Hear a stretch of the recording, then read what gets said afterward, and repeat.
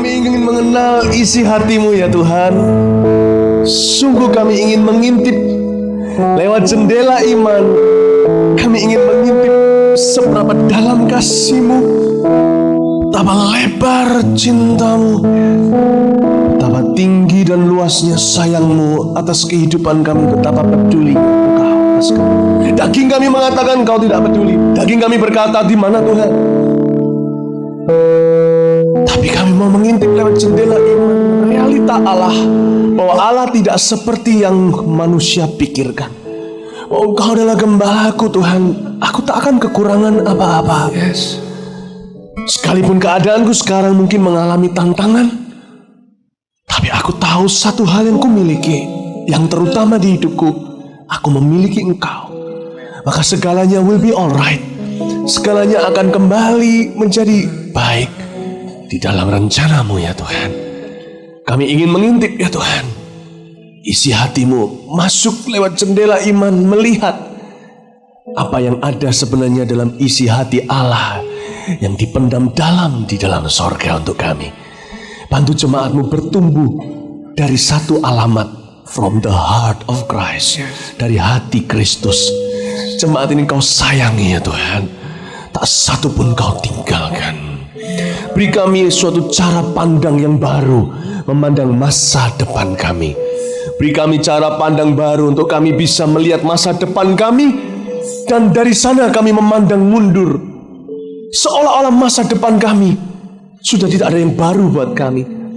Seolah-olah masa depan kami seperti masa lalu kami. Tidak ada sesuatu yang baru, baik yang baik, baik yang buruk. Tak ada satu pun merupakan kejutan buat umat Tuhan yang Kau kasihi Tuhan. Tidak ada satu pun adalah kejutan buat anak-anak Tuhan yang hatinya melekat pada Tuhan. Sebab masa depan kami seperti masa lalu. Semua sudah kami alami, bahkan sebelum kami mengalaminya. Ketika Yesus ada di dalam kami sudah mengalami semuanya, dan kami siap menghadapi apapun. Kami tahu kami ada di hati-Mu yang terdalam. Kami ada di dalam pikiran-Mu ya Tuhan. Kami ada dalam rencana-Mu, bahwa jemaat ini bertumbuh siang hari ini. Terima kasih Tuhan. Demi nama Yesus kami berdoa. Amin. Shalom jemaat, silakan duduk kembali. Senang bertemu dengan Anda lagi. Oh, tadi pagi saya sangat enjoy sesi pengajaran pengkhotbah pasal yang kelima. 2 minggu yang lalu saya juga sangat enjoy banget, sangat menikmatinya. Saya dorong Anda harus memiliki betul-betul seri ini. Tentu tidak bisa dihabiskan satu hari karena banyak pengajaran yang dalam. Saya dorong Anda untuk membeli CD, seri CD ini yang akan segera. Kalau perlu Anda nginden dulu, beli dulu. Bukan demi uangnya. Saya tidak berkuasa secara langsung untuk menentukan harga. Kalau perlu saya kasih free, kalau perlu saya belikan. Tapi saya tahu nggak perlu karena Anda juga bisa beli sendiri. Ini gimana kok diputus-putusin sendiri ya? Dan bukan demi uang.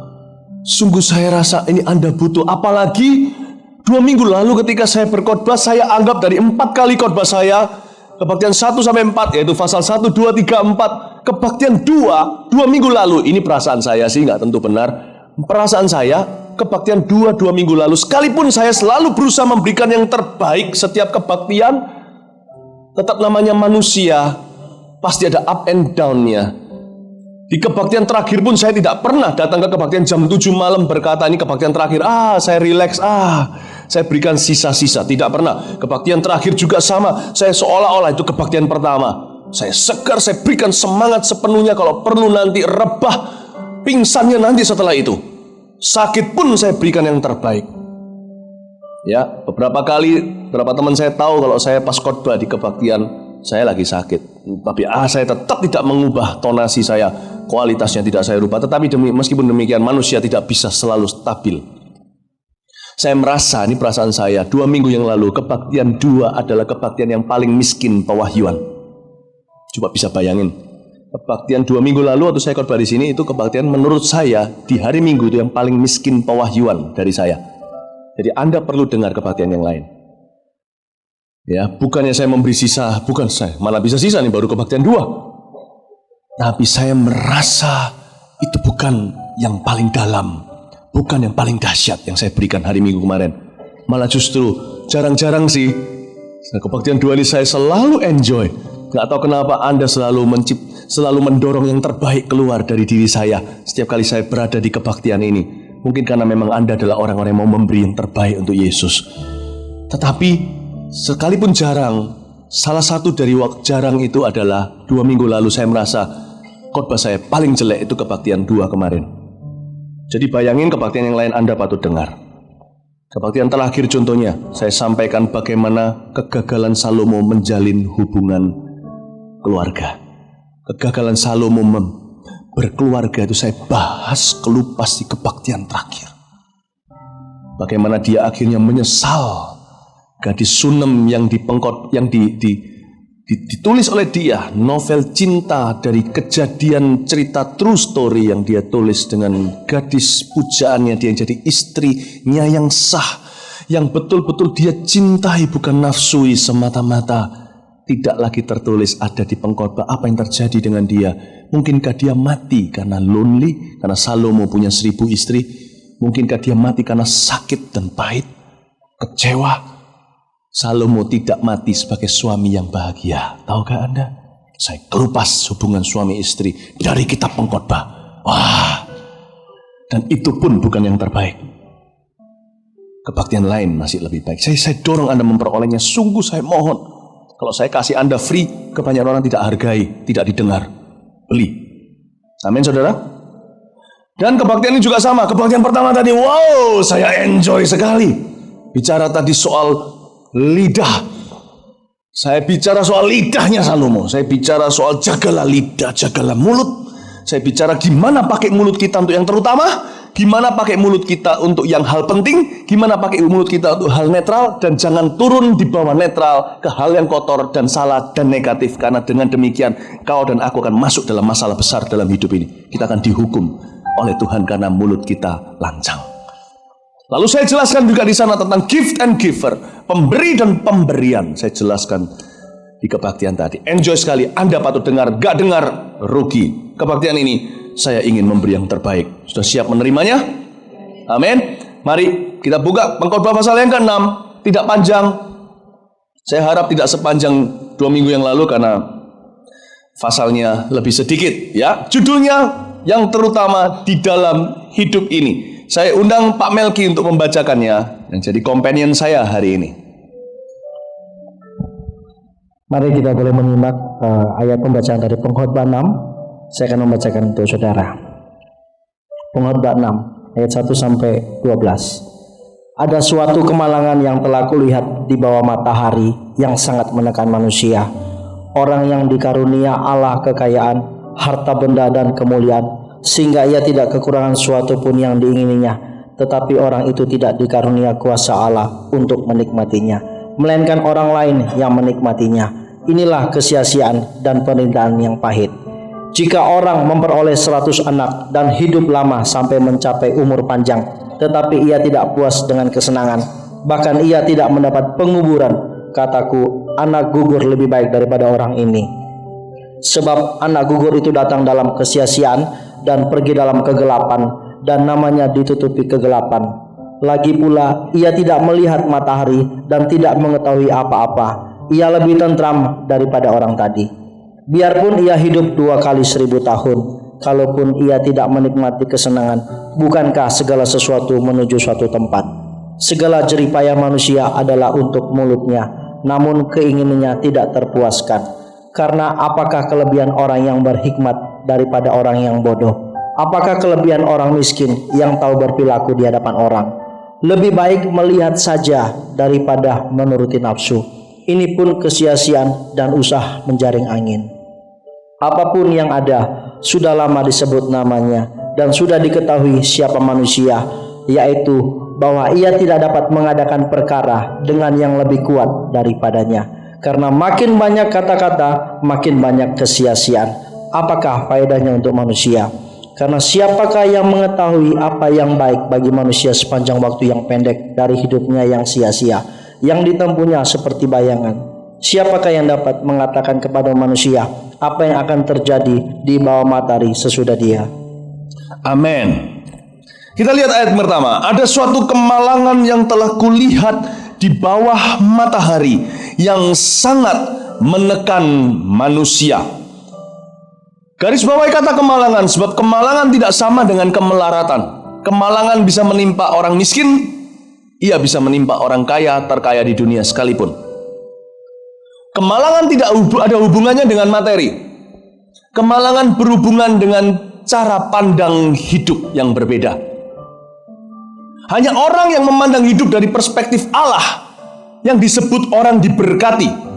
Sekalipun mungkin dia tidak punya materi atau dia bukan orang yang berenang di swimming pool harta. Kebahagiaan kita tidak tergantung dengan apa yang kita bisa miliki. Ini adalah inti daripada pasal ini.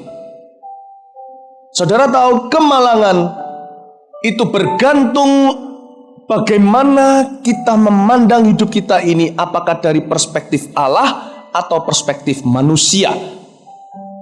Apalagi kalau dari perspektif iblis, itu sangat menghancurkan kehidupan kita dan orang lain.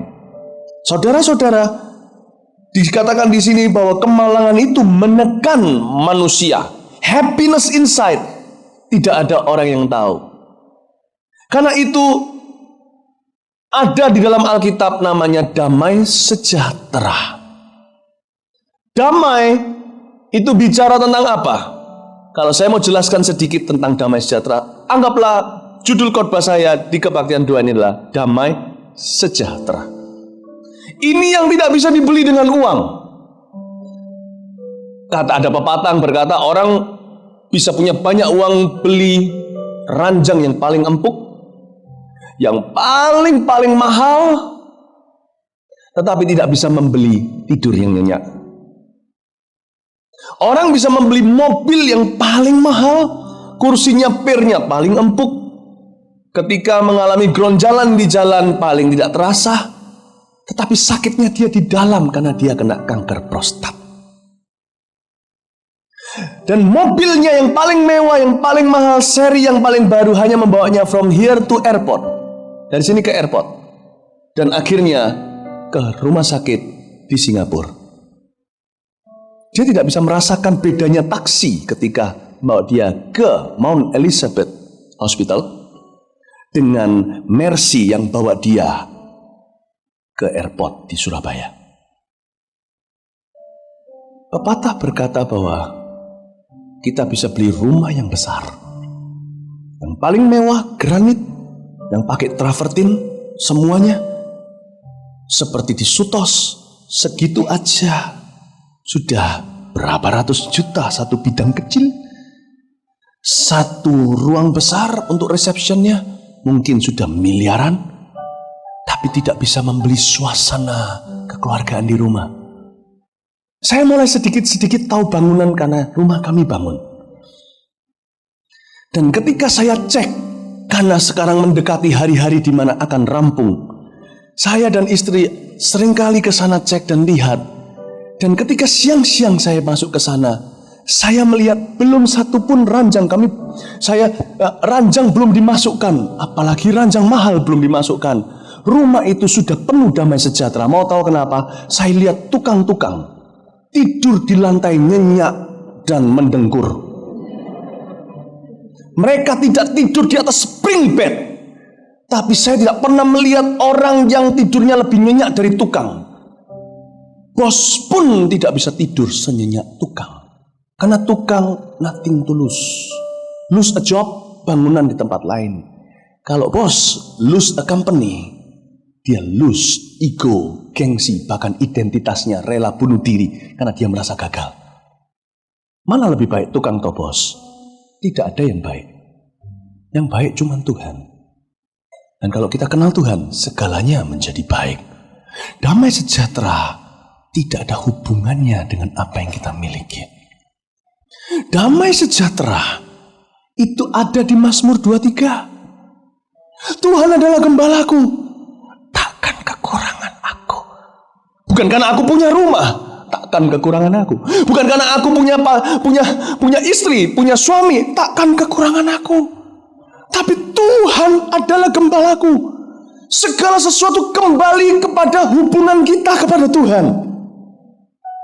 Semuanya tergantung hubungan kita pada Tuhan. Sebenarnya hidup kita tidak bergantung nafas kita, tahukah? Kalau tidak percaya, lihat di rumah sakit orang yang tinggal nafasnya saja bisa perbedaan. Orang ini badannya sudah mati, tetapi rohnya menyala-nyala dan hidup. Saya mendoakan seorang anak profesional muda yang kebaktian Sabtu malam, dia kena kanker. Ketika saya datang di HCOS, suatu hari saya datang dengan beberapa hamba Tuhan dan beberapa rekan-rekan pelayanan datang. Mamanya nangis-nangis, anaknya di sana bisa berkata, "Shalom kok, puji Tuhan." Sudah pakai ini, puji Tuhan. Mamanya dikuatkan, amin kok. Saya doakan. Ini satu kasus di mana kita doakan pun dia tetap dipanggil Tuhan. Yang meninggal dunia. Saya pernah lihat orang yang sehat tapi mati di dalam. Cara dia melakukan orang lain, tahu jelas gimana dia memperlakukan dirinya. Mati di dalam. Saudara-saudara, damai sejahtera itu berhubungan dengan hubungan kita dengan Tuhan. Bukan karena apa kita punya jodoh atau tidak. Suatu hari saya sedang dengan istri saya sangat menikmati pernikahan kami. Suatu hari ketika saya berada dengan saya sering kali ada di waktu ke waktu saya curi-curi waktu untuk bisa kencan dengan istri saya. Kadang-kadang kalau hari Senin dia ada di kantor, saya dengan istri saya terbalik. Saya Senin liburnya, dia weekend, Minggu liburnya. Saya Minggu kerja, dia Senin kerja. Jadi Senin saya terpaksa harus culik dia dari kantornya kadang-kadang. Siang hari saya telepon, "Ayo makan siang sama aku." Ya, doakan saya supaya besok saya berhasil menculiknya. Ketika keluar gitu, kadang-kadang saya pandang istri saya berkata, "Aku bahagia sama kamu. Aku sayang padamu, aku cinta." Kalau kita bisa menikah 1000 kali saya dikasih kesempatan untuk hidup, saya mau menikah dengan dia. Tapi selalu saya disadarkan dengan satu pewahyuan yang tidak enak. Mungkin karena saya pengajar jemaat. Pewahyuan harus kuat di dalam tubuh saya. Supaya saya bisa bantu Anda untuk melihat Tuhan dan melihat akhir hidupmu. Segimanapun indahnya pernikahan, suatu hari toh akan dipisahkan oleh maut. Pasti 100%. Jarang yang matinya bareng, kecuali kecelakaan. Kalau udah aku tinggal dia tinggal aku. Pasti. Itu kenapa ketika saya mau bersenang-senang berlebih-lebihan akan apa yang saya punya, dan ini pun kan gak dosa, ini pun dari Tuhan. Ini kan bukan seperti kita cinta uang, ini kan saya cinta istri saya.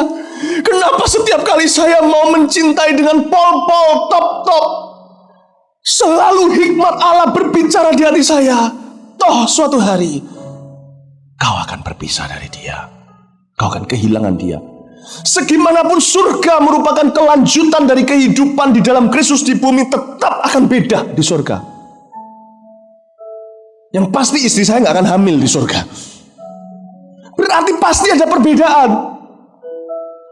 Pikiran itu datang ke saya. Anehnya pewahyuan itu datang ke kita justru bukan ketika kita berantem. Kalau ketika berantem ada suara gitu, itu iblis.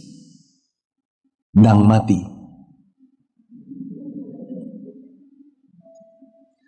Tapi kalau kita lagi menikmati berkat ada suara gitu, itu di eternity speaking. The eternal God, Yongha, Allah yang kekal, yang berbicara pada kita. Lalu kenapa banyak anak muda rela bunuh diri demi dapat jodoh? Apa yang kau dapatkan dengan susah payah dan berdoa dan menanti? Apa yang membuatmu tidak bisa tidur karena si dia belum berkata iya kepada cintamu, membuatmu mundur dari Tuhan, membuatmu tidak pelayanan, tidak ke gereja, membuatmu tidak makan, membuatmu merusak dirimu, membuatmu mabuk, membuatmu dugem. Is it worth it? Is it worth it? Dia rela meninggalkan segalanya demi mendapatkan si dia yang akhirnya suatu hari akan meninggalkan segalanya. Tidak ada yang eternal di hidup ini. Tidak ada yang kekal. Saya ngomong gini, kalau Anda mendengar gini dari orang yang mau cerai, jangan dengarkan, dia menyebar kepahitan. Kalau Anda dengar dari mulut orang yang sedang jatuh cinta dengan istrinya, tiap hari saya ngomong sama istri saya, I fall in love with you again. Setiap hari saya nggak muluk-muluk, saya ngomong sama istri saya, setiap hari saya sedikit lebih cinta lagi, lebih cinta kamu, saya cinta kamu lebih apa sih ngomongnya? I love you a little more each day. Itu gimana bahasa? Gini, tolong terjemahkan. Urama kapata kayak sana. Saya tambah cinta padamu, tambah sedikit. Bingung saya. Kira-kira gitu. I love you a little more every day. Kalau Anda dengarkan dari mulut orang yang jatuh cinta dengan istrinya, dengarkan kalau gitu ada hikmat Tuhan di dalamnya. Dan saya tahu suatu hari dia akan tinggalkan saya dulu atau saya tinggalkan dia dulu. Sudah pasti. Kenapa ketika saya menikmati? Kenapa anak-anak muda demi itu gak bisa tidur, gak bisa makan? Rasanya sudah the end of the world. Don't they know it's the end of the world? Cause you don't love me anymore. Selama dia belum jadi istrimu atau dia belum jadi suamimu, SWGTL. So what? Gitu loh. Kenapa kejar sesuatu? Kenapa belanjakan uang buat sesuatu yang bukan roti? Kata Alkitab. Why?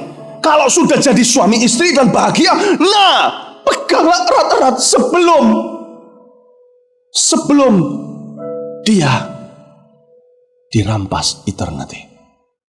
Atau sebelum Anda dirampas kekekalan. Damai sejahtera itu berhubungan bukan dengan apa kita punya jodoh atau tidak. Orang belum kawin, kepingin kawin. Orang sudah kawin, kepingin bujang. Kita jadi setan gentayangan, tidak pernah sungguhan home sweet home, punya suatu rumah, bukan rumah maksud saya rumah, tapi tidak pernah sungguh-sungguh feel home in your life. Tidak pernah home di rumah, yaitu di hidup kita. Tidak ada hubungannya dengan jodoh, tidak ada hubungannya dengan uang, tidak ada hubungannya dengan possession, harta milik, tidak ada hubungannya dengan materi. Tidak ada hubungannya dengan karir. Tuhan adalah gembalaku, tak akan kekurangan aku. Kembali ke hubungan kita dengan Tuhan Yesus. Suatu hari anak kecil disuruh membaca ayat ini di depan sekolah minggunya. Dalam bahasa Inggrisnya, Tuhan adalah gembalaku adalah the Lord is my shepherd. Takkan kekurangan aku, bahasa Inggrisnya agak sedikit tricky. I shall not want. The Lord is my shepherd and I shall not want. Tuhan adalah gembalaku, aku gak akan kepingin apa-apa. Itulah kira-kira. Dia salah baca tapi justru memberikan pewahyuan kepada ayat itu. Salah bacanya membuat justru benar firman itu di hati orang-orang. Bukan berarti kita salah baca sengaja, tapi salah bacanya itu menerangi firman itu sehingga keluar arti sesungguhnya sedalam itu. Dia bacanya gini. The Lord is my shepherd and that's all I want. The Lord is my shepherd and I shall not want. Dibaca sama dia, the Lord is my shepherd and that's all I want. Tuhan adalah gembalaku, mestinya aku tidak akan kepingin apa-apa. Diganti dibaca salah jadi Tuhan adalah gembalaku, dia saja yang kuingini. Luar biasa. Ke gunung tinggi ku cari-cari mencari damai. Ke lembah curam ku turun mencari damai. Namun akhirnya damai tiada ku dapati juga, kecuali hanya di dalam Yesus Tuhan. Saya mendengar cerita tentang seseorang yang kami tahu bagaimana sang suami bekerja di luar negeri bukan karena miskin, tapi justru karena berhasil dan sukses dan kaya. Hidup ini kita kadang-kadang bisa anggap keputusannya nggak salah menurut saya, tetapi kembali ke prioritas. Dia bekerja di luar negeri bukan sebagai TKI, tenaga kerja Indonesia. Dia bekerja sebagai bos. Tetapi hidup ini patut kita persiapkan untuk kekekalan. Dan semua yang kita miliki harusnya disiapkan untuk kekekalan. Kita tidak tahu kekekalan itu seperti apa. Tapi paling tidak kita tahu dia akan datang. Kalau dia akan datang berarti yang sementara yang ada pada kita ini pastikan bukan cuma dikelola, dicintai, disayangi, dihargai. Dan saya ini khotbah seperti ini, seperti khotbahin anak-anak SD. Padahal sebenarnya Anda sudah tahu banyak, tapi justru itulah masalah Anda. Tahu terlalu banyak, lupa dasarnya. Dasar segala sesuatu ini, dasar dari segala hikmat adalah takut akan Tuhan. Melihat segala sesuatu dari perspektifnya Tuhan. Ini akan mengubah hubungan, percayalah. Kalau ubah hubungan, mungkin bisnis tidak langsung berubah, pekerjaan tidak langsung berubah. Sungguh, banyak hal secara fisik tidak berubah. Tetapi segalanya di dalam kehidupan dalam berubah semuanya. Hubungan akan berubah. Dan akhirnya akan mengubah segalanya. Dengarkan, dia bekerja di luar negeri. Dan bekerja pulang cuman weekend saja. Cuman akhir pekan aja. Kadang-kadang saya pikir kalau kita itu bisa pilih pekerjaan, kecuali kalau kita tidak punya pilihan. Banyak orang nggak punya pilihan pekerjaan, harus meninggalkan keluarganya. Lain cerita. Tapi kalau kita sudah dikasih freedom, kita tuh mau cari apa kalau kita sudah dikasih kemerdekaan? Kita tuh mau cari. Bukan saya tidak ajarkan Anda untuk tidak sukses atau tidak ngelembur atau tidak sungguh-sungguh jadi orang sangat sukses. Jangan salah paham. Tapi hidupnya terlalu pendek. Pilihlah jalurmu. Pastikan tanya Tuhan dulu. Sebab sekali kau jalani, kemungkinan sebelum kau selesaikan, hidupmu sudah selesai. Sungguh, kadang-kadang visi kita itu lebih tinggi dari visi Tuhan dalam kehidupan kita. Karena kita pada dasarnya semua manusia ingin jadi Tuhan. Nggak percaya? Kita ingin bisa beli apa aja, nggak mikir kan? Itulah alasannya kita ingin kaya, bukan? Bukan untuk menjadi bendahara daripada kerajaan Tuhan. Bukan untuk menjadi berkat. Bagi saya telah berubah, sekalipun saya masih muda, fasilitas buat saya tidak lebih daripada untuk membahagiakan orang. Dan orang yang saya bahagiakan adalah keluarga saya, orang tua saya, mertua saya, anak, dan teman-teman saya. Saya berubah. Saya tidak mau terlanjur tua dan mati konyol. Never. I have a choice. Aku punya pilihan. Ketika saya tidak punya pilihan pun saya punya pilihan. Apalagi ketika saya punya pilihan, saya berada di posisi kuasa, aku lebih punya pilihan. Pastikan pilihlah kehendak Tuhan. Mana pernah tahu Tuhan itu kehendak Tuhan yang mana? Kapan Tuhan bicara kita nggak tahu. Tapi yang pasti kita kalau baca Alkitab, kita renungkan hikmat Tuhan, kita akan punya prioritas yang jelas. Dan saudara kita ini pergi, cuman pulang weekend. Hitung-hitung, kalau dia dihitung seumur hidup, dia ketemu istrinya, seolah-olah dia sudah menikah sama, katakan kalau suatu hari dia menikah dengan istrinya 40 tahun. Iya, dia menikah 40 tahun. Kalau masih hidup, bisa menikah 40 tahun. Kalau dengan gaya hidupnya sekarang ini, dia paling cuman terhitung secara prakteknya menikah dengan istrinya 10 tahun. Dia sama anaknya cuman spend time 10 tahun dalam 40 tahun kalau mereka masih hidup saat itu. Dan istrinya kena kanker stadium terakhir sekarang. Tiba-tiba ketahuan kena kanker stadium 4. Dia menyesal. Sekarang dia tungguin istrinya setiap hari. Too late. Too late, oh Salomo. Terlalu terlambat, oh Salomo. Gadis Sunammu tak akan tertulis di akhir chapter pengkhotbahmu sendiri nanti. Tak akan tertulis. Apa yang kau bangun selama dia tunggui anakmu, selama dia bekerja, dia mulai dari miskin sama-sama denganmu. Dan kau masih muda, dia mati. Bisa tak nuraninya itu apakah mengizinkanmu untuk kawin lagi? Tentu harus kawin lagi. Saya sarankan kalau suami istri salah satu ditinggal dan satu masih muda, lebih baik menikah daripada hangus dengan nafsu. Bisa nggak? Saya nggak habis pikir kalau rumah yang saya bangun tiba-tiba saya mati, istri saya harus kawin lagi atau saya mati. Kalau saya mati 2 kali. Ya lebih baik saya yang mati. Bisa nggak istri saya, kita milihnya sama-sama, gordennya kita pikirin sama-sama, tiba-tiba cowok lain. Kalau istri saya cinta saya, nggak mungkin dia tega. Saya sih pasti mau. Saya terus terang kalau saya mati, saya ngomong sama istri saya, kalau matinya, kita sepakat kalau sampai di dongano ya. Ya segitulah, terlalu sakit untuk saya mengatakan. Nggak mungkin saya bisa. Saya nggak mungkin bisa ke Hong Kong. Semua jalanan Hong Kong itu saya jalan dengan istri saya dengan ketawa-ketawa, gandengan tangan. Kalau saya kawin lagi, saya pasti ajak honeymooner saya ke Baghdad, tempat saya dan istri saya nggak pernah pergi. Nggak bisa, memorinya tak bisa. How frail is life, how fragile. How fragile. Sekarang ditungguin setiap hari tuh.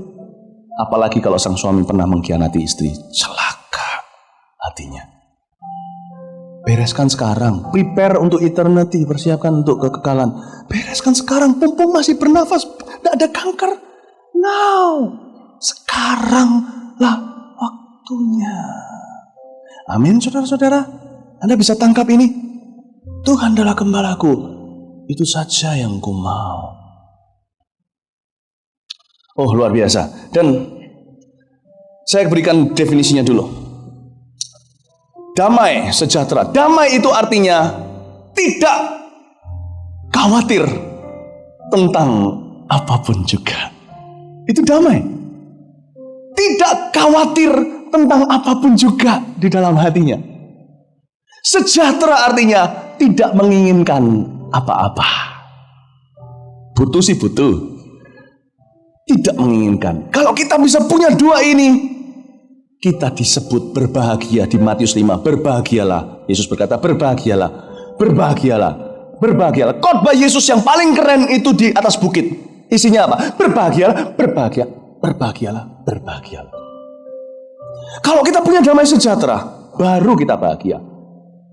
Orang yang tadi saya sebut, dia kejar mati-matian karirnya. Ya nggak salah sih. Sungguh nggak salah. Ya setia, nggak pernah. Tapi tentunya ada penyesalan tuh. Coba bayangin kalau Anda ada di posisinya, pasti ada penyesalan. Dia bisa pilih. Saya tidak di sini. Khotbah tidak boleh menentukan karir jemaat. Khotbah harus menentukan attitude jemaat, sikap hati jemaat. Amin, saudara-saudara. Dan saudara tahu, kebahagiaan kita itu tergantung damai sejahtera Tuhan itu ada di dalam hidup kita atau tidak. Dia damai, itu tidak khawatir apapun juga. Sejahtera, itu tidak kepingin apapun juga. Kita lihat ayat 2. Orang yang dikaruniai Allah kekayaan, harta benda dan kemuliaan sehingga ia tidak kekurangan suatu pun yang diingininya. Tetapi orang itu tidak dikaruniai kuasa oleh Allah untuk menikmatinya, melainkan orang lain yang menikmatinya. Inilah kesia-siaan dan penderitaan yang baik. Penderitaan yang pahit kok baik? Penderitaan yang pahit. Dia punya segalanya, tidak diberi Allah kuasa untuk menikmatinya. Mana lebih baik, orang sehat atau sakit? Sehat. Nggak tentu. Sekali lagi, nggak ada yang baik. Tuhan yang baik. Kalau Tuhan itu baik bagi orang sakit itu, Tuhan itu baik bagi orang yang sehat itu. Dua-duanya menerima kebaikan dari Tuhan. Saya beri contoh. Suami istri, yang satu kena kanker, sudah terima vonis dari penyakitnya. Saya sangat jarang berkata divonis dokter, divonis dokter. Dokter tidak pernah memvonis, dengarkan baik-baik. Karena dokter hanya melakukan tugasnya. Penyakitnya yang memvonis dia. Dokter cuma menganalisa, ini penyakitnya seperti ini. Dokter yang takut akan Tuhan akan berkata, tapi semuanya terserah Tuhan. Dan saudara-saudara, suami istri, saya pernah sekali bicara dengan suami istri. Sang istri kena penyakit kanker. Ya, sudah stadium terakhir. Lalu penyakitnya sudah divonis, sudah divonis oleh penyakitnya, tinggal sekian tahun hidupnya. Saya beritahu, waktu saya ketemu sama dia suatu hari di kota lain, saya ngomong seperti ini, it's okay. Mari kita berdoa. Pertama-tama saya bicara sebagai dari iman, lalu saya bicara kemudian dari hikmat. Dari iman saya bicara, ayo kita berdoa. Kalau berdoa jangan kata Tuhan kalau Engkau kehendaki sembuhkan. Doa itu mau dia nanti sudah didoakan meninggal dunia, asal kalau kita itu sudah sungguh-sungguh berdoa, kita percaya bahwa kita sudah lakukan apa yang memang diperintahkan Tuhan pada kita. Berdoa itu jangan kata Tuhan, ya kan? Kalau dikehendaki Tuhan yang sembuh, doakan tuh sembuh. Gak sembuh jangan malu, supaya kalau sembuh jangan bangga juga Tuhan yang sembuhkan. Kalau nggak sembuh, Anda tidak membunuh dia kok dengan doamu. Didoakan, saya doakan dalam nama Yesus. Dalam nama Yesus kita doakan. Tuhan sembuhkan dalam nama Yesus. Amin. Terus dia bilang sama saya seperti ini. Saya sembuh. Dia bilang amin, puji Tuhan. Saya berkata, saya langsung tanya sama dia gini. Sekarang apa yang mau Anda lakukan? Dia bilang, sekarang saya ya Terus dia bilang, ini loh mestinya saya itu mesti pergi ke sini, pergi ke sana, ya kan? Mesti saya lakukan pelayanan ini, pelayanan itu. Mesti saya ada tugas-tugas yang belum saya lakukan untuk keluarga saya untuk pelayanan. Atau saya masih diajak ngajak berjalan-jalan dengan suami saya, pergi ke satu tempat dan sebagainya. Mungkin tidak terlalu mungkin. Kalau saya lihat di keadaannya sih, meskipun stadiumnya sudah pol, tapi tetap ya mungkin dia lemas-lemas, mungkin saya nggak tahu. Tapi saya kurang ngerti secara medis. Tapi kelihatannya masih bisa paling tidak jalan-jalan di tempat yang dekat. Paling tidak masih di kota-kota dekat masih bisa seharusnya. Kalau enggak, jangan terus di rumah menunggu kesembuhan. Terus ketika saya ngomong sama dia, ketika dia ngomong sama suaminya, enggak, aku enggak mau kemana-mana, sudah di sini aja, doakan aku. Saya bilang, Bu, jangan begitu. Ada orang itu diberi kesehatan, tidak dikasih kuasa menikmatinya. Siapa bilang Anda sakit, Anda tidak bisa sekarang di dalam pengurapan untuk tetap bisa menikmati hidupmu. Jangan terlalu khawatir. Suaminya menangis-nangis di sebelah. Dia akan kehilangan istrinya. Bapak, jangan terlalu khawatir. Bisa jadi dia divonis 6 bulan. Besok, saya ngomongnya agak terus terang. Besok Anda keluar ditabrak mobil, Anda pergi dulu. Kita terlalu khawatir untuk sang sakit. Bisa-bisa yang sehat loh yang dahului. Apa yang penting di hidup ini? Bersyukur. Dan kalau kita masih bisa melakukan sesuatu, lakukanlah sesuatu yang baik buat orang lain. Terutama lakukan sesuatu yang baik untuk saudara seimanmu, untuk keluargamu. Lakukanlah sesuatu yang baik untuk anak-anakmu. Dia itu diajak pergi sama anak-anaknya jalan-jalan. Gak mau, selalu gak mau. Dalinya apa? Kita tunggu kesembuhan dari Tuhan. Jangan, kita sudah doa dan kita terus doakan. Kesembuhan gak perlu ditunggui. Jangan terlalu banyak fokus ke sang mama, sang papa nanti yang mati. Sehat-sehat. Jangan kira orang sehat. Pernah enggak dengar orang sudah divonis 5 tahun, 7 tahun tetap hidup tuh? Kan enggak divonis, 3 tahun kemudian masuk koran. Hidup ini betul di tangan Tuhan. Saya melihat ada beberapa orang yang sakit oleh anugerah Tuhan, didoakan tidak terjadi kesembuhan, tapi kasih karunia Tuhan cukup padanya. Dia tidak merasakan sakit yang seharusnya penderitaan dialami oleh orang yang mengidap penyakit itu. Salah satunya adalah oma dari istri saya, yaitu mama daripada Bu Yusuf. Itu mestinya kesakitan katanya. Saya tidak tahu penyakitnya semacam apa dengan berhubungan dengan paru-paru. Mestinya kesakitan. No pain. Saya kok tahu? Saya waktu itu sudah. Saya tahu lah. Itu jawaban apa? Saya ngomong-ngomong sama oma, dia bisa kasih ujangan, no pain. Meninggal dunia ketika semua keluarganya juga komplit. Semua keluarganya respect sama beliau. Cinta, apalagi Pak Yusuf yang paling kehilangan sekali. No pain. Sampai tua, gak sembuh. Tapi lebih panjang umurnya dari orang sehat. Beberapa yang mati duluan. Rambutnya putih. Genap umurnya. Sama Tuhan digendong kemana-mana. Tak gendong. Tuhan itu love her full. I love you full.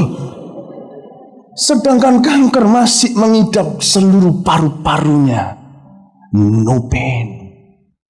Mending dari kita yang sehat, fitness, bicep gede, makan sehat, painful inside.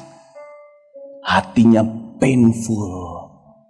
Patah hati itu unda-undi sakitnya dengan di kemoterapi. Tahukah? Tanya, kenapa orang patah hati atau bangkrut atau orang yang sedang pecah keluarganya, hancur pernikahannya, kehilangan anaknya, meninggal. Kenapa mereka tidak takut? Sebagian mereka bunuh diri, tidak takut, dan pisau pun tidak bisa nyakiti tubuhnya. Obat ganas pun tidak bisa membuat dia kepanasan. Dia rela berbusa karena baygon. Tidak merasa bisanya. Dia berani gantung diri perlahan-lahan mati. Pratanda bahwa the real pain is inside, bukan fisik. Real pain. Mengapa orang-orang jihad berani bom? Lalu ketika ditemukan, disusun ulang wajahnya, pecah berkeping-keping. Mereka painful inside. Orang cuma lihat jihad dan mereka ini orang-orang yang gak tahu diri, orang-orang yang jahat. Saya melihat mereka sebagai orang yang tertolak, yang disalahgunakan. Pain. Saya mending kalau saya disuruh pilih jadi orang sehat yang sakit hati dengan orang sakit yang bahagia. Anda pilih yang mana? Orang sehat atau orang sakit? Cepat jawab saya.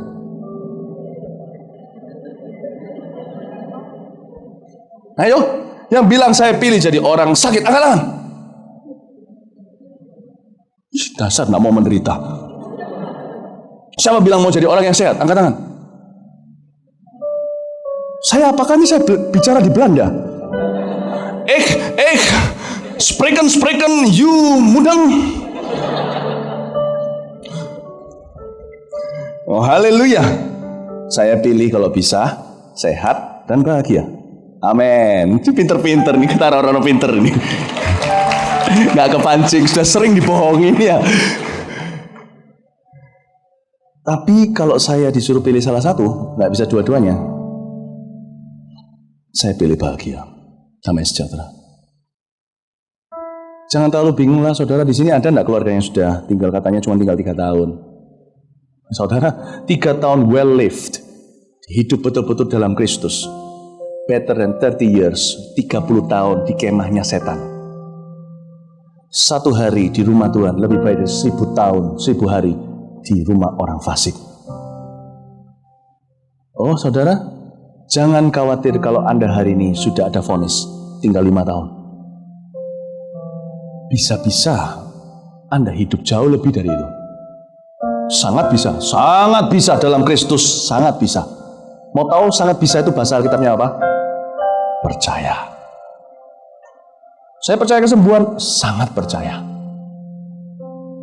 Tapi saya juga percaya bahwa kesembuhan bukan segalanya.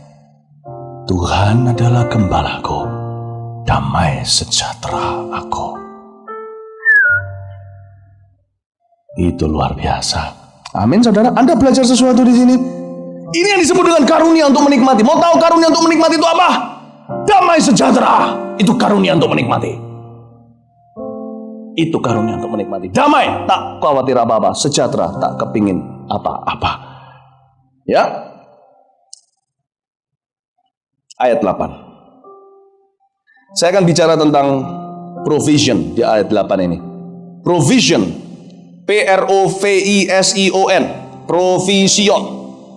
Provision dari kata itu adalah kata kerjanya adalah provide, menyediakan. Saya bicara soal penyediaan Allah. Dan saya bicara soal keadilan Allah di dalam hidup ini. Ayat 8, karena apakah kelebihan orang yang berhikmat daripada orang yang bodoh? Apakah kelebihan orang miskin yang tahu berperilaku di hadapan orang? Ayat 8 bunyinya kurang lebih seperti ini. Apa bedanya orang yang punya sedikit dan orang punya banyak? Apa bedanya? Ya. Ayat 10 berkata, apapun yang sudah ada, sudah lama disebut namanya. Dan sudah diketahui siapa manusia, yaitu bahwa ia tidak dapat mengadakan perkara dengan yang lebih kuat daripadanya. Ia tidak dapat mengadakan perkara dengan yang lebih kuat daripadanya, berbicara, ia tidak bisa berbantah dengan penciptanya.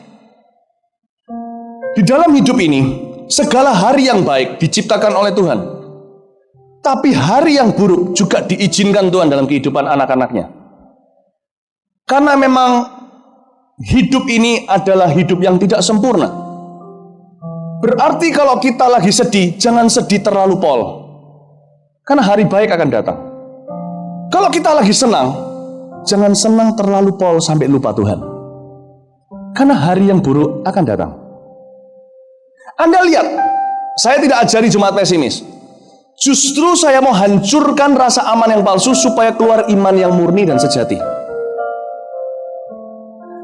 Jangan salah paham ya. Kalau Anda cuma dengarkan satu sisi, saya ini ngajarkan, saya ini akan sangat-sangat dikritik dan dilawan oleh gerakan iman. Sekali lagi, Anda tidak mendengarkan pelajaran hikmat ini dari orang yang tidak percaya maupun membuktikan kuasa kesembuhan. Saya tidak mengklaim saya punya kuasa kesembuhan, tapi saya punya pelayanan kesembuhan yang diurapi Tuhan. Oke?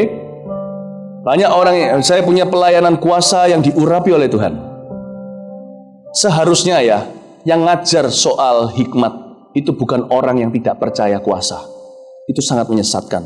Itu cuma mengkritik gerakan karismatik.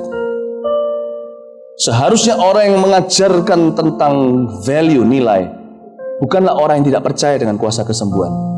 Sudah waktunya figur-figur yang paling karismatik menjadi wise dan bijaksana. Seharusnya orang yang mengajarkan value tentang hidup bukan orang yang sudah mau ke kuburan dan mati, sebab dia menjadi tidak relevan lagi kepada orang-orang khususnya yang masih muda. Justru orang yang menjalaninya, yang penuh dengan godaan, tetap setia di jalannya. Bisa jatuh? Sangat bisa. Kalau orang biasa bisa, orang yang diberi Tuhan kepercayaan dan menjadi figur lebih bisa, lebih berpeluang. Politikus, kalau KPK bisa begitu terpancing dalam hal korupsi, karena mereka adalah pekerjaannya anti korupsi. Orang yang pekerjaannya rohani bisa sangat duniawi karena setan akan targetkan. Anda harus tahu. Sudah waktunya orang-orang yang paling dipandang berurap, paling penuh pengurapan, paling penuh karunia-karunia harusnya bicara tentang life wisdom. Dan saya ngomong semuanya ini bukan karena saya beriman negatif. Kita semua akan sakit. Bahkan satu buku sedang saya buat untuk percaya kesembuhan.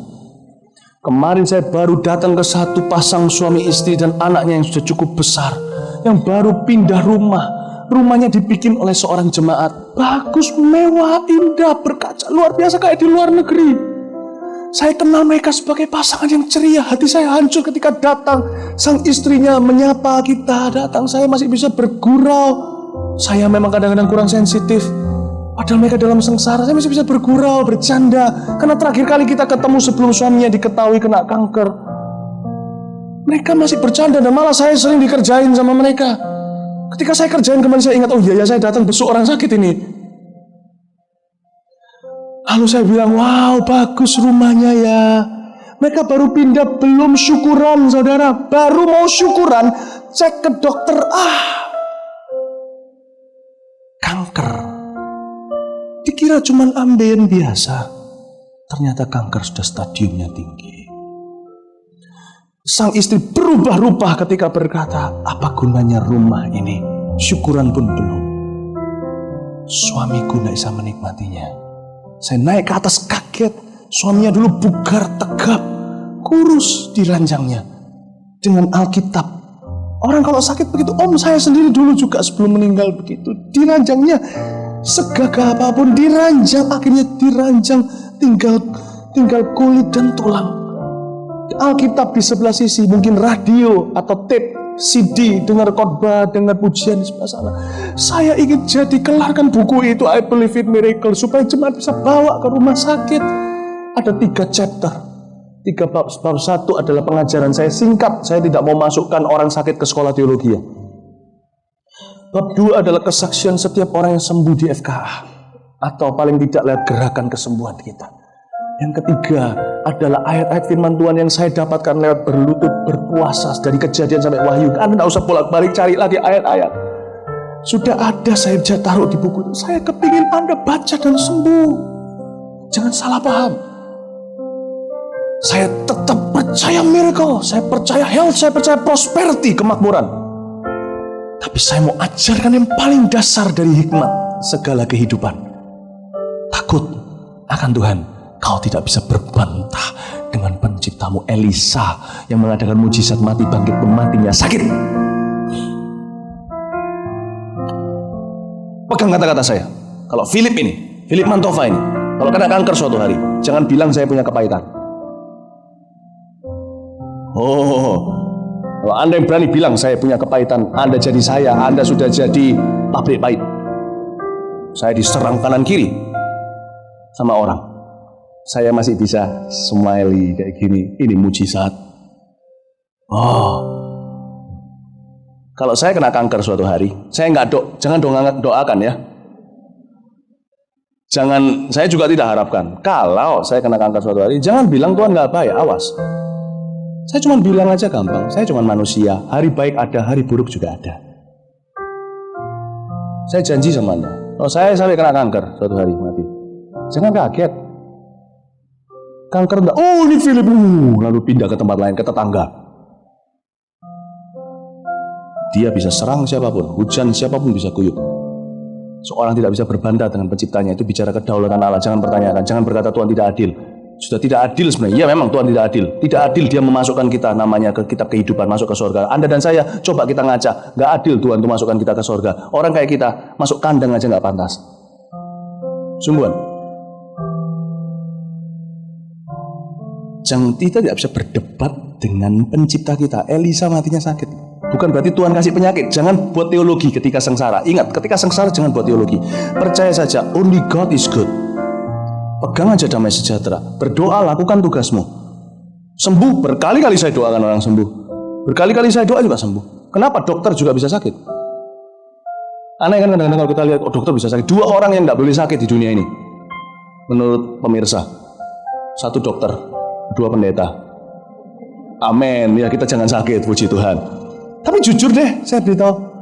Berapa banyak orang kalau sudah berusia, badannya tidak didedel-dedel, kaya atau miskin? Ayo coba, bedanya apa orang kaya miskin? Gak ada kalau dia tua. Rata-rata semua didedel-dedel. Yang gak prostat lah, gak kanker payudara lah, kalau gak katarak lah, kalau gak kolesterol lah, kalau gak jantung lah, kalau gak asam urat lah, gula lah. Lah. Coba pikiran baik-baik. Semua orang berusia sudah banyak, sedikit saja 1 di antara 1000 atau kurang dari itu. Rata-rata didedel-dedel semua. Gini loh, jangan terlalu muluk-muluk dalam mimpi-mimpimu. Sebab kemungkinan sekali, apapun profesimu termasuk pendeta, kita bisa didedel suatu hari. Hiduplah sehari demi sehari penuh dengan ucapan syukur. Mau kejar apa? Orang itu kejar-kejar itu sehari mau kejar apa? Satu-satunya alasan kalau saya mau jadi sungguh-sungguh orang sukses adalah untuk menolong orang lain. Dengar, Anda tidak suka pun, ini firman Tuhan. Tapi saya hidup dari ini. Makanya Yesus itu dulu disalib. Mau tahu kenapa? Dia terlalu vokal. Tentunya alasan sesungguhnya karena menebus dosa manusia. Tapi karena Yesus punya pengajaran dan teladan itu terlalu reformis. Disalib. Saya muridnya Yesus. Jadi saya menawarkan suatu kehidupan yang radikal dalam Tuhan. Kepada orang-orang bukan yang pendeta pada umumnya. Pengusaha, ibu rumah tangga, mahasiswa, seorang pegawai. Saya tawarkan suatu kehidupan di dalam yang radikal. Kalau saya mau jadi orang sukses, itu bukan hanya untuk menolong orang, tapi saya mau menjadi hambanya Tuhan. Saya tahu yang saya kejar adalah giver. Saya percaya pekerjaan saya, harta, pengaruh, kedudukan yang diberikan Tuhan pada saya itu kepercayaan. Kalau kita tidak bisa terima ini dengan iman, kita akan tersesat. Perhatikan saya, tersesat. Sukses, tetap sukses, tapi tersesat nanti. Taunya nanti sadarnya ketika didedel-dedel. Damai sejahteranya tidak ada. Saya ngomong gini, apakah saya tidak jaga kesehatan? Saya jaga kesehatan. Hari-hari ini saya dengan istri saya mulai makan buah. Saudara-saudara, itu salib buat saya. Jam 10 saya makan buah. Pagi saya minum susu yang saya suka itu yang malt, yang tebel-tebel, yang berlemak. Sekarang saya minumnya high calcium, low fat. Makan buah, sayur terus.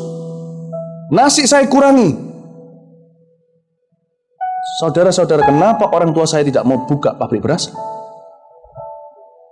Pasti habis kena anak-anaknya toh. Saya makan nasi banyak tapi malam saya kurangi. Saudara-saudara, saya tidak ngomong ini karena saya sakit. Saya ngomong ini karena saya sehat. Tapi saya tahu kesehatan pun sesuatu yang sementara. Karena banyak orang yang olahraga luar biasa fit, yang luar biasa, kolesterol rendah, asam urat nggak ada, gula di sini nggak ada manisnya, hatinya juga nggak. Wah luar biasa, gagah perkasa dia, hei gagah perkasa dia, tiba-tiba keluar negeri sebentar, di jalanan, for no reason, maintenance, yang sini yang menumpuk kolesterol, nggak mati-mati, ya suntik sana sini memang, suntik dedel, suntik, tapi dia mati, sehat mati.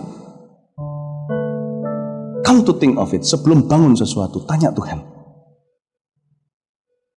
Saya sebut itu bukan sebagai sumber sukacita saya. Tuhan sumber sukacita saya.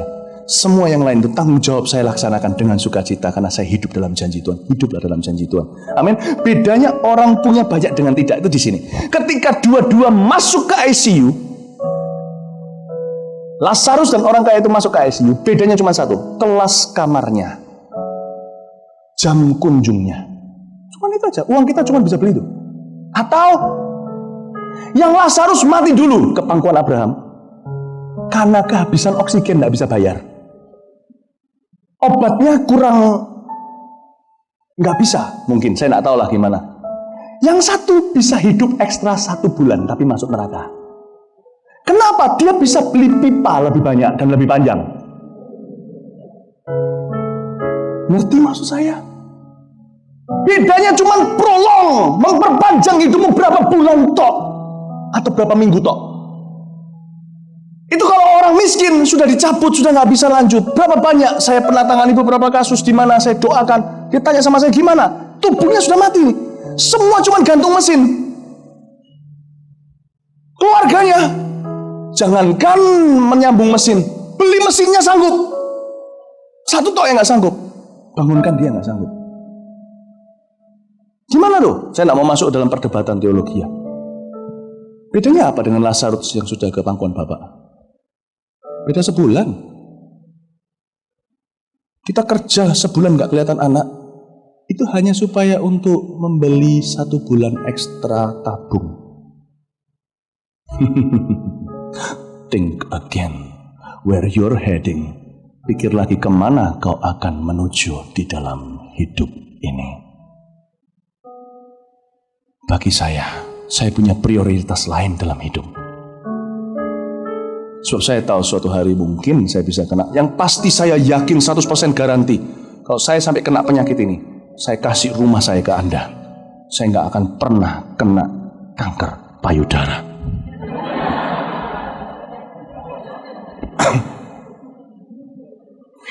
Haleluya. Saudara, menangkap sesuatu yang indah di sini?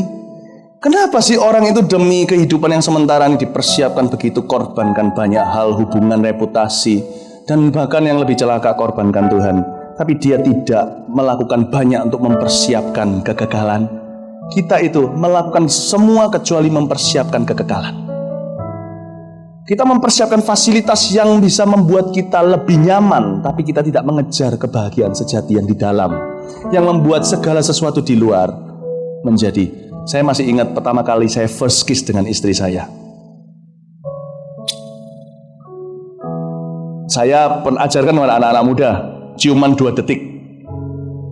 Jadi jangan ciuman itu yang lama. Ciuman itu kalau sudah direstui orang tua dan betul-betul sudah tahu tanggal kawinnya. Jadi saya agak kolot memangnya.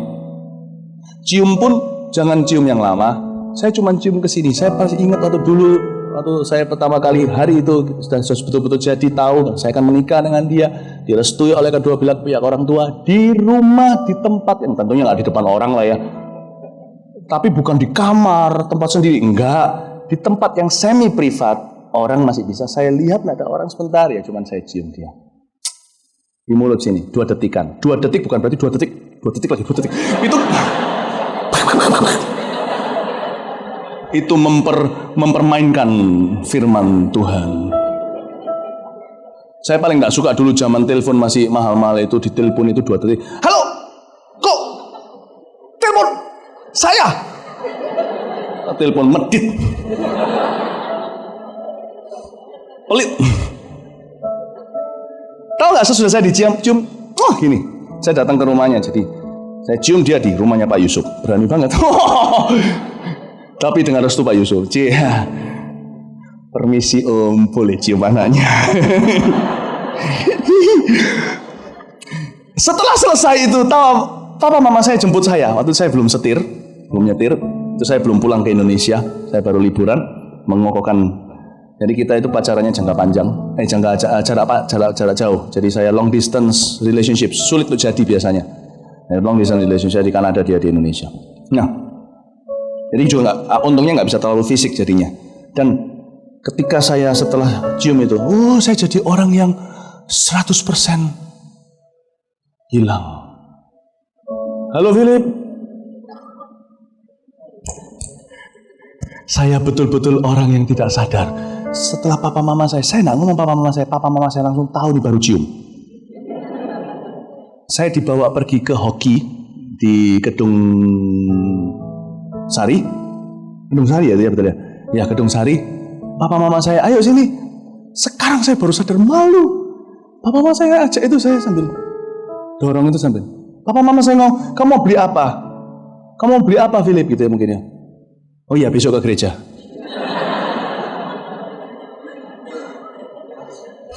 Bingung saya. It's my first kiss. Saya tidak pernah kiss perempuan sebelumnya. Dia yang pertama dan terakhir. Saya pakai itu dorong dan papa mama saya cuma jalan depan sama ketawa-ketawa. Tidak ada yang ngomongin tapi mereka tahu. Tahu kenapa? Bagi saya, kalau hati saya bahagia, mau bawa hoki kek, mau bawa restoran bintang 5 kek, mau bawa restoran yang kaki 5, mau dibawa ke pembantaian kek, mau naik bemo, mau naik Mercedes, Mercycle kek, nggak masalah. Saya akan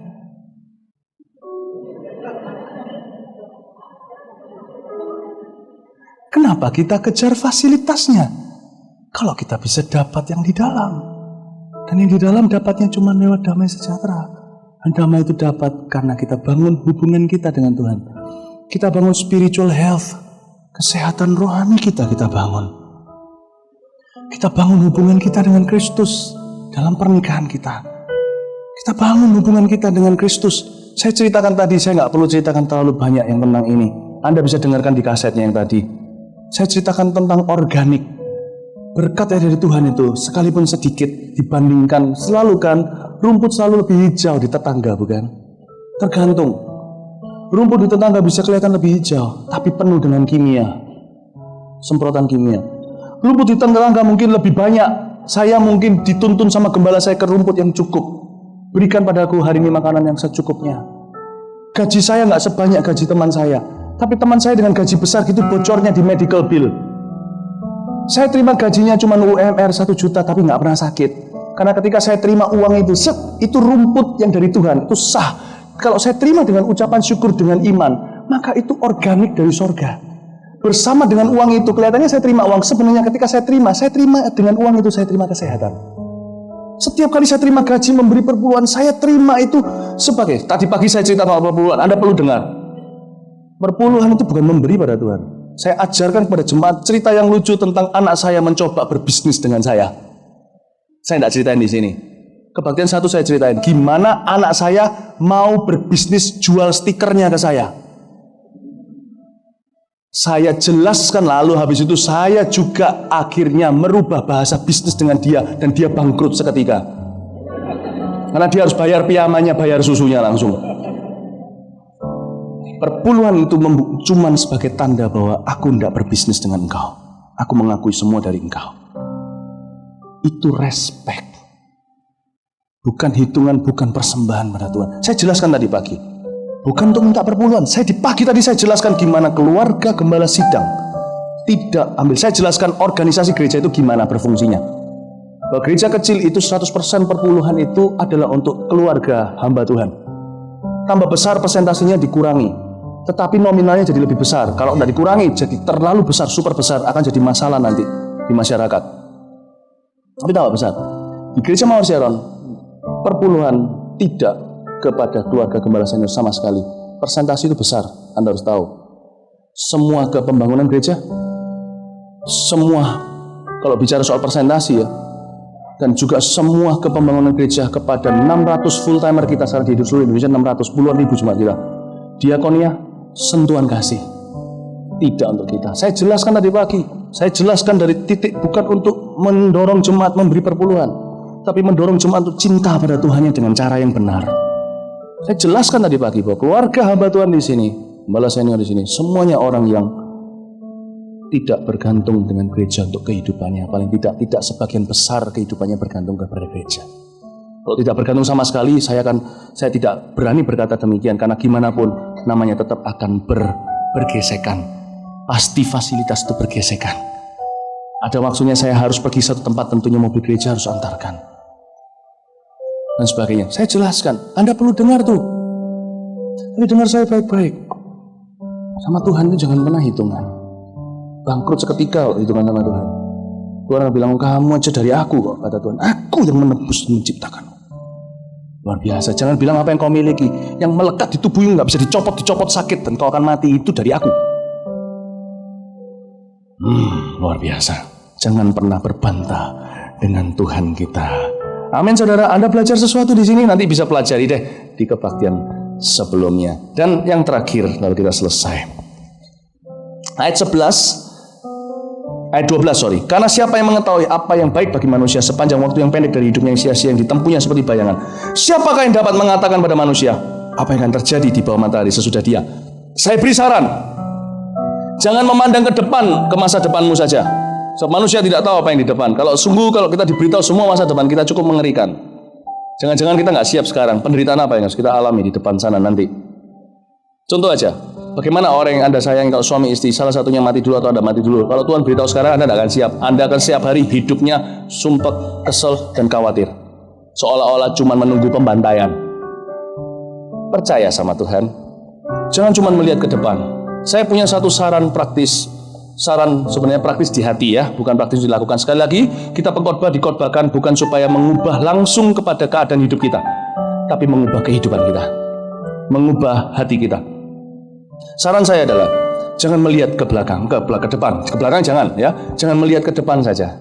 Sebelum Anda melihat, look ahead to the future, melihat ke depan, please look up ahead to God. Melihat ke atas kepada Tuhan. Jangan melihat ke depan tok, melihatlah ke atas dulu. Tuhan, datanglah kerajaanmu, jadilah kehendakmu di dalam kehidupanku. Amin. Bangun hubunganmu dengan Tuhan sekarang sementara bisa, dan bangun hubunganmu dengan orang lain di dalam Tuhan. Dan saya percaya kalau kita kejar damai sejahtera tanpa kita sadari, kita juga akan, saudara, tanpa kita sadari kita akan diberkati Tuhan lebih lagi dari hari ini. Anda diberkati Tuhan siang hari ini? Sekali lagi saya rasa juga boleh kan seorang pengkhotbah menilai khotbahnya sendiri? Saya suka menilai seperti itu, tidak apa-apa. Hanya untuk belajar. I don't think I preach well this afternoon. Siang ini saya rasa pagi tadi saya berkhotbah lebih baik, lebih terang. Tapi saya percaya Anda mendapat berkat dari apa yang saya katakan.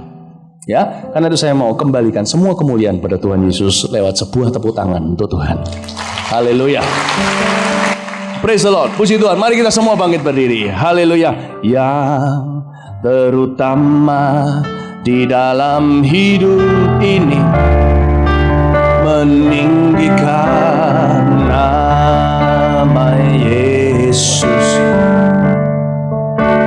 Yang terutama di dalam hidup ini memuliakan nama yang terutama di dalam hidup ini meninggikan nama Yesus. Ini saja yang pastikan kau memilikinya, terutama di dalam hidup ini. Ya, setiap hari, setiap saat